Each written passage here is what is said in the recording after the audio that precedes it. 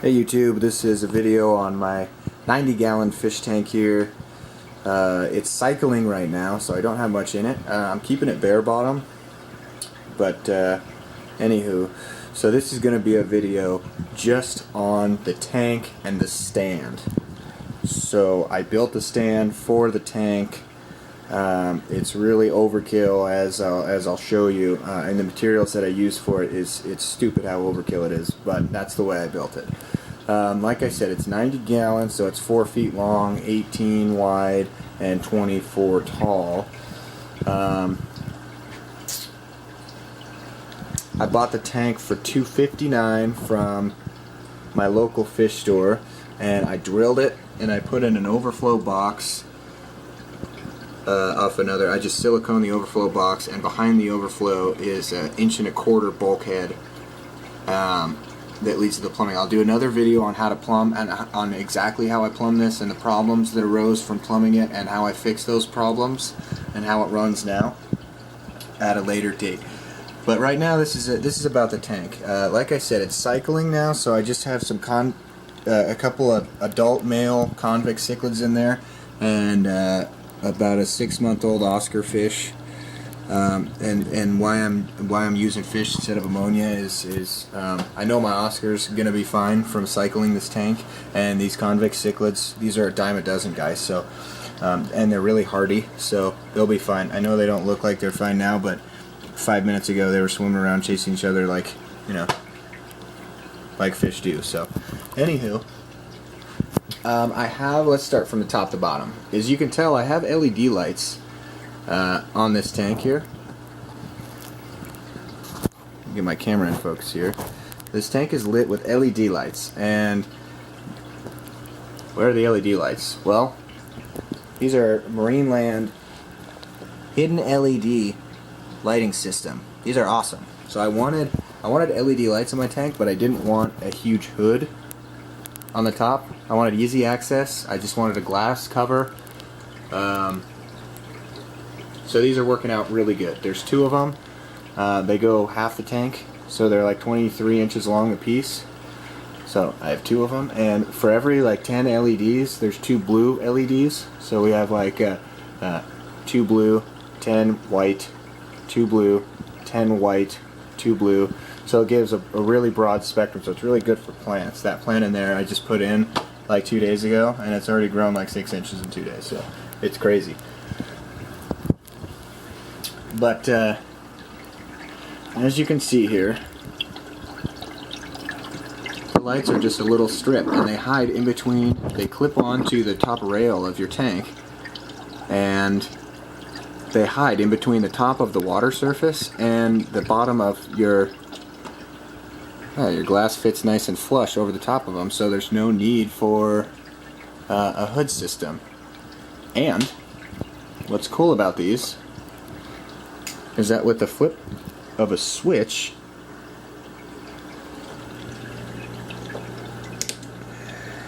you can change the tank to blue. So nighttime you have a blue tank, which is really cool. I like that a lot because I painted the back of my tank blue. So with the blue LED lights, it's really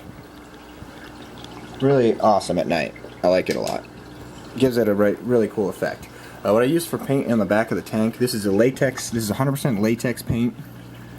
I rolled it on with a little paint roller, and I did like 6 coats because you have to, otherwise you'll see through it.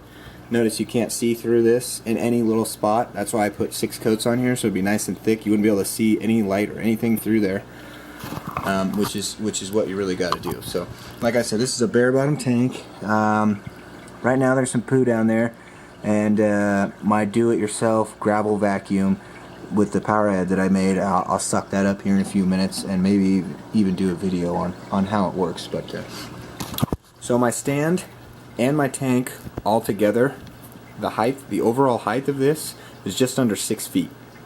So I'm 6'3", and I'm holding my camera at eye level.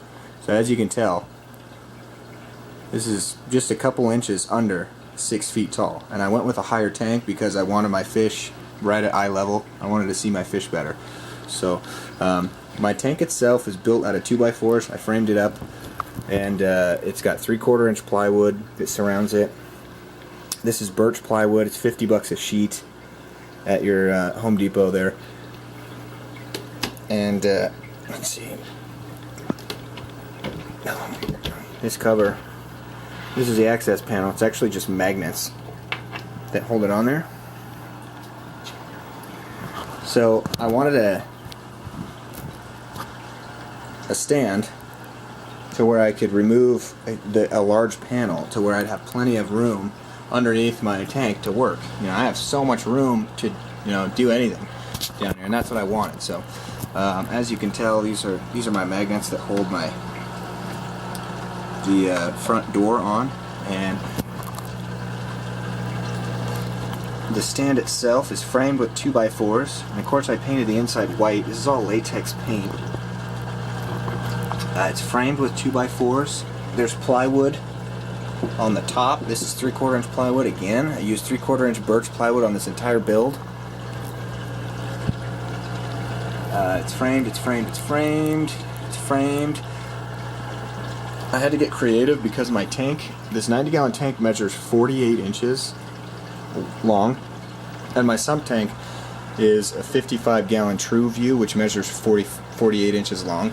So I had to get creative with how I built my, with how I framed this and built my stand, because there's no room in between my sump tank and the wall here. So in order to get my sump tank out, I have an access panel that I take out with screws. Take this whole panel off, and then my sump tank will slide all the way out from my stand. So of course I got all my electrical stuff. I'll cover why all this is in here and why I sealed this up, why there's no like air moving through here. I'll cover that in a different video. There is a method to the madness, so don't worry about that. There's no moisture in here. In fact, zero moisture is in this space. At any given time, there's no moisture, so there's no problem with the electrical outlets being in here at all. And I'll cover that in a different video. But so the bottom of my stand is plywood, and then I framed on top of that, and then there's plywood on the top, and then I completely encased the stand with plywood. So stability, this stand is very, very rigid. It's made to, you know, I could probably put a 3,000-gallon tank on this stand and it would be fine. Wood has excellent compressive strength, so really these 2x4s and the way I framed this stand is just overkill. But anyways, as you can tell, I shimmed the bottom of this tank because the nature of my floor is not level, and I knew that when I started setting this up. I set it up dry, of course, before I put water in this system, and it wasn't level. So I leveled it when it was dry. I filled it with water, and it's still level. So it's not the weight that's bowing the floor or anything like that. It's just the nature of the floor that's not level. So eventually I'm going to just break these off, and I might even put a piece of trim or something decorative around the bottom of this, but I'm not worried about it today. So that would be the stand and the tank.